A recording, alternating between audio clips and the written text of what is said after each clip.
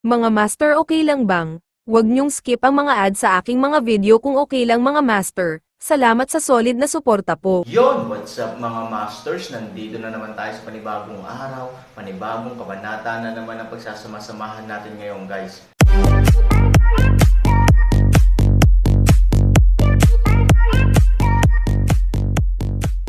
Bali mga masters, kung bago ka pa lang po sa aking YouTube channel, please click the subscribe button, lalong-lalo na po yung notification bell guys, para maging connected pa rin tayo sa isa't isa at maging updated kayo sa mga susunod ko pang video.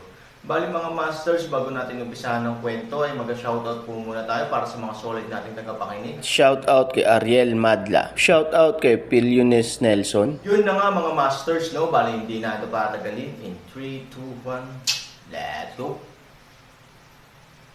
Ikaw, sino ka, at bakit hindi kita nakita? Gulat na sabi ng katulong. Kahit na hindi pa niya nakilala si Han Sanchen, narinig niya ito, at alam din niyang walang tropa si Han Sanchen sa nayon. Para naman sa tropa ni Shouchi, bagamat isa siyang utusan, hindi ibig sabihin na siya ay isang tanga, hindi pa siya kumakain ng baboy at wala pang nakitang baboy na tumakas, makikita sa isang sulyap na hindi taga Shouchi ang mga taong ito. Sa makatuwid, ang taong ito ay napakamaingat, hindi lang niya sinagot ang tanong, nagtanong pa siya. Kung sino tayo ay hindi mo maitatanong, malamig na sabi ng lalaki. Hindi ko alam kung magkaibigan ba tayo o magkaaway. Ikaw, paano mo gustong sagutin kita? Ayaw pa ring sabihin ng utusan. Bagamat siya ay natatakot sa kamatayan, mas alam niya na ang pagsasalita ng walang kaparirikan kapag hindi niya makilala ang pagitan ng mga kaibigan at mga kaaway ay kadalasang mas malamang na humantong sa kamatayan. Naghahanap ka ba ng kamatayan? Parang hindi maganda ang ugali ng lalaking may silver medal, hindi siya sumagot ng ilang salita, bagkos ay agad niyang itinaas ang kanyang kamay sa lugar, na para bang may balak siyang patayin ang katulong. Buti na lang at pinigilan siya ng lalaking may itim na sombrero, "Your Excellence, please calm down." Matapos magsalita, tumingin siya sa katulong at malamig na sinabi, "Kami ang mga pampalakas na ipinadala ng punong tanggapan upang suportahan ang sikat na tindahan, at ang katabi ko ay isang tiyak na kapitan ng mahiwagang organisasyon. Sumangot ang pilak na medalya, maari mo akong tawaging Kapitan Guan. Little Madjo, nakilala ko si Captain Guan." Nagpatuloy ang lalaking may itim na sombrero, "Ang apelyido ko ay Liu, maaari mo akong tawaging Commander Liu." Nakilala ng binata si Commander Liu. "Now, stop being polite at mabilis na sagutin ang tanong ni Captain Guan." Oo, kinuha ng alipin ang utos, sinulyapan si Kapitan Guan, at saka sinabi, bumalik kay Kapitan Guan, nagkalat ang mga tao sa nayon, ang may-ari ng nayon, ang may-ari ng nayon ay tila nakatakas kasama ang isang pangkat ng mga tao, ang nayon na ito. As for Han Sanchen, parang may grupo ng mga tao sa tindahan namin ang piniling sundan siya at umalis sa sikat na tindahan mga kalahating oras na ang nakalipas. Some pain it, nang marinig ito ni Kapitan Guan, siya ay nagalit, paano ang isang napakalaking lugar na nagtatanggol tulad ng isang sikat na tindahan ay gagawing ganoong estado ng isang Han Sanchen.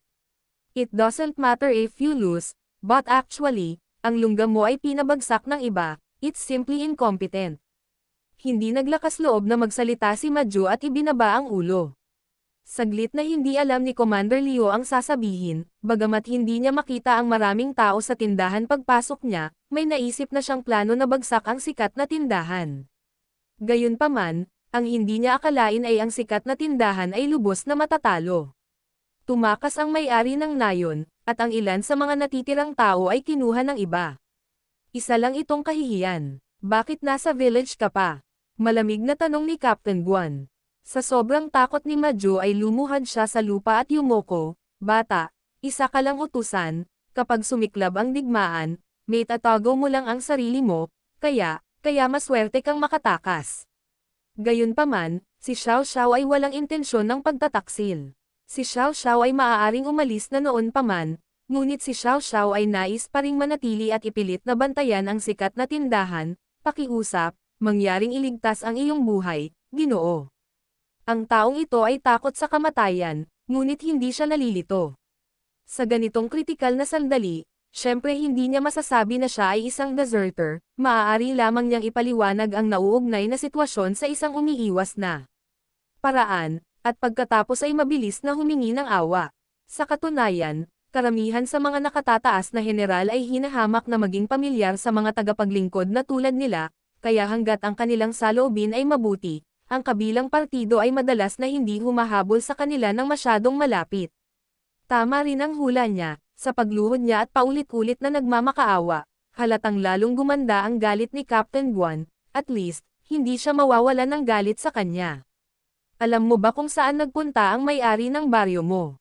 Tanong ni Captain Guan. Umiling si Maju at sinabing, hindi ko talaga alam kung saan nagpunta ang may-ari ng Nayon at ang iba pa, gayunpaman, ako ay nasa Nayon ng maraming taon at narinig ko na may isang lihim na daanan sa silid ng may-ari ng Nayon. I think that the owner of the village should have left through the secret passage. Total maraming tao sa labas ang sumuko kay Han Sanchen, imposibleng hayagang umalis ang may-ari at ang iba sa main entrance. Matapos marinig ang mga salita ni Maju, hindi na nagtangka si Captain Guan na magtago, halika, maglakas loob na pumunta kaagad sa silid ng may-ari ng Nayon, alamin ang kanyang mekanismo para sa akin, abutin sila sa lalong madaling panahon, at dalhin sila. Bumalik ka, may importante akong itatanong sa iyo. Oo, ilang crony ang kumuha ng utos, at ang kanilang mga katawan ay mabilis na naging isang itim na enerhiya, at sila ay biglang sumugod patungo sa silid ng may-ari ng Nayon. Bumalik ang tingin ni Commander Liu sa kapitan, although in terms of job title, he was the commander and the other party was the captain, parang daig pa niya. Ngunit sa katunayan, dahil sila ay isang mahiwagang espesyal na organisasyon, hindi lamang sila ay hindi tumatanggap ng mga utos mula sa kanila, ngunit ang lahat ng punong tanggapan ay direktang sumusunod sa mga kaayusan ng kataas-taasang nilalang. Sa makatuwid, sa mga tuntunin ng katayuan at kahalagahan, malayo ang mga ito sa kanya. Captain Guan, what should we do next? The troops rushed to Yetian City overnight and suffered a lot along the way, gusto mo bang magpahinga muna? Maingat niyang tanong. Umiling si Captain Guan, now is not the time to rest.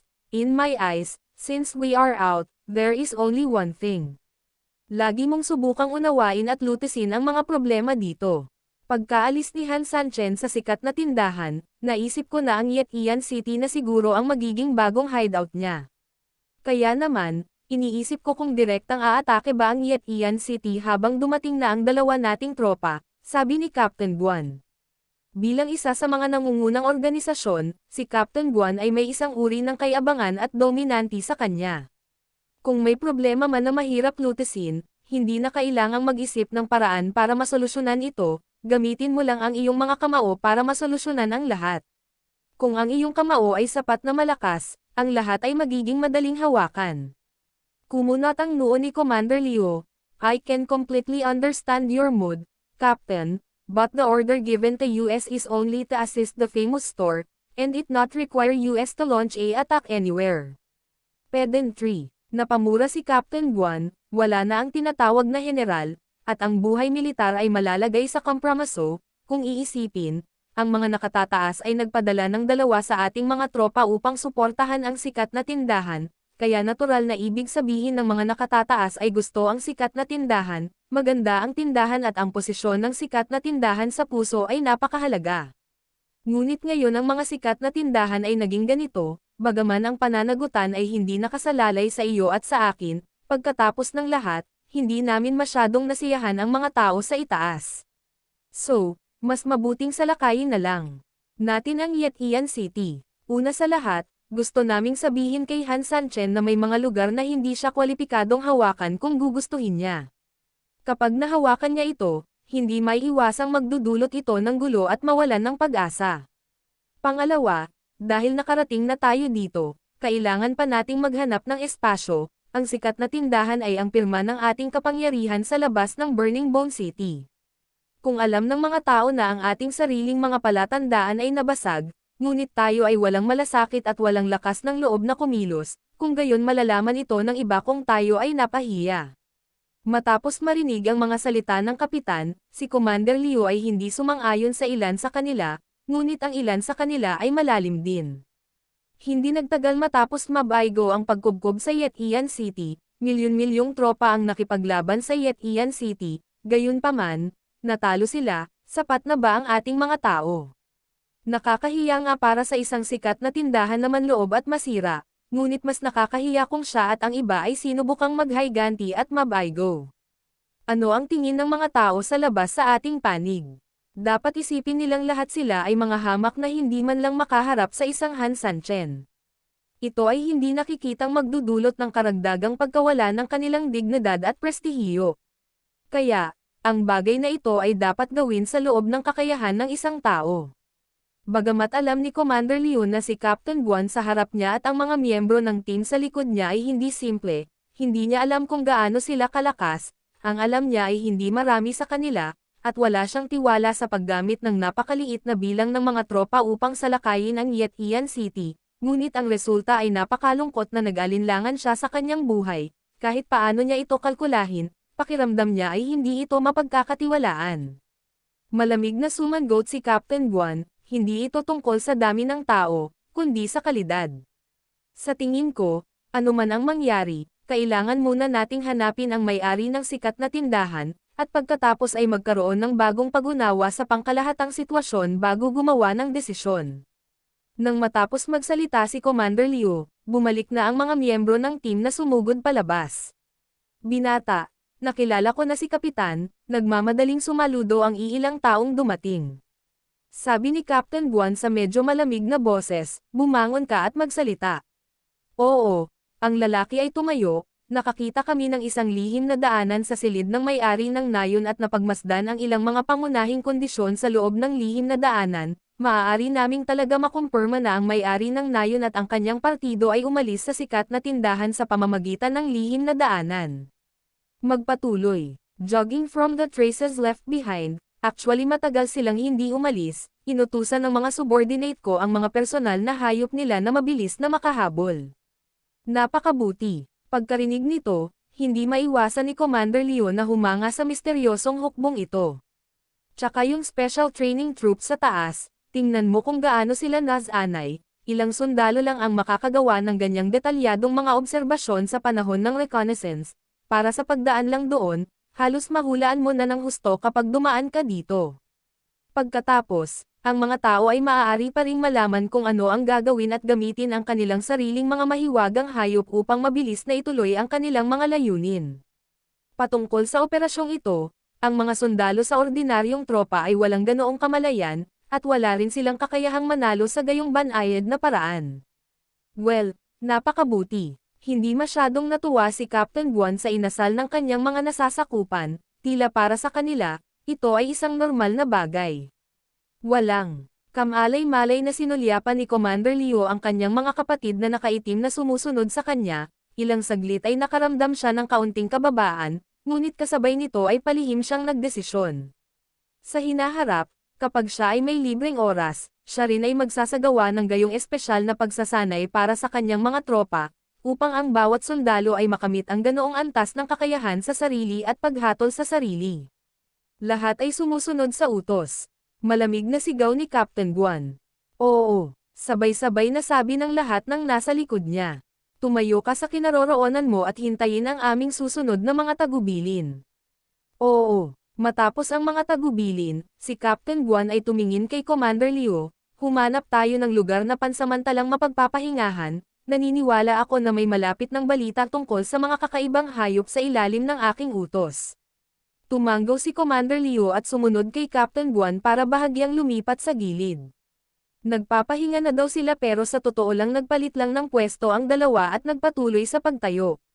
Mukhang malamig si Captain Guan, ngunit may mga bagay na ginagawa niya na talagang humahanga sa kanya si Commander Liu, bagamat hinihiling niya sa lahat na magpahinga sa lugar on call, siya mismo ay hindi ganoong uri ng tao, tumayo kayo habang ako ay nag-e-enjoy.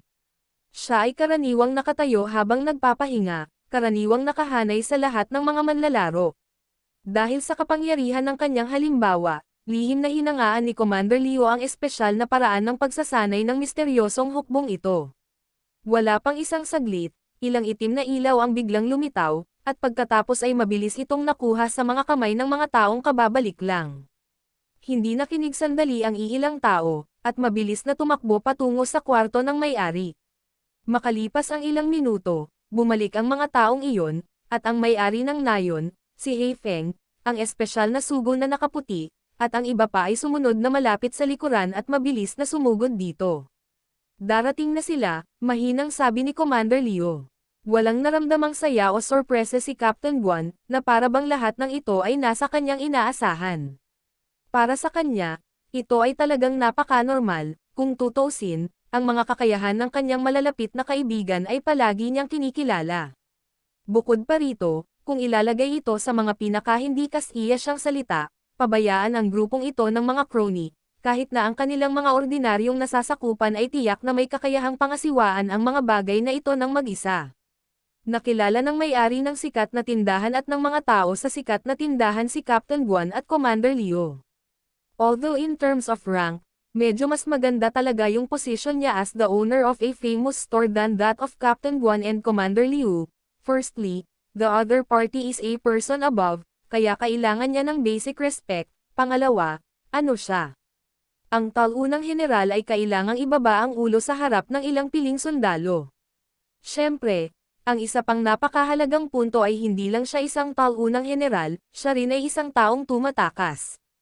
Inabandonan niya ang sikat na tindahan, iniwan ang lahat dito, kinuha ang tanging natitirang mga tao, at tumakas sa kawalan ng pag-asa. Ito sa kanyang sarili ay isang napaka-nakakahiyang pagganap. Isipin mo na lang, paano niya kayang harapin ang mga taong ito. Ito ay kalahating Yun na nga mahirap. mga masters, no? Bali panibagong kabanata na naman yung natapos natin ngayong gabi. Muli, maraming salamat po talaga sa walang sawang suporta po sa aking YouTube channel na talagang inaabangan nyo po ang bawat upload ko po. Bali mga masters, magkita-kita ulit po tayo bukas ng gabi at ngayon po ay magpapaalam po muna tayo. Bali mga masters, bye-bye!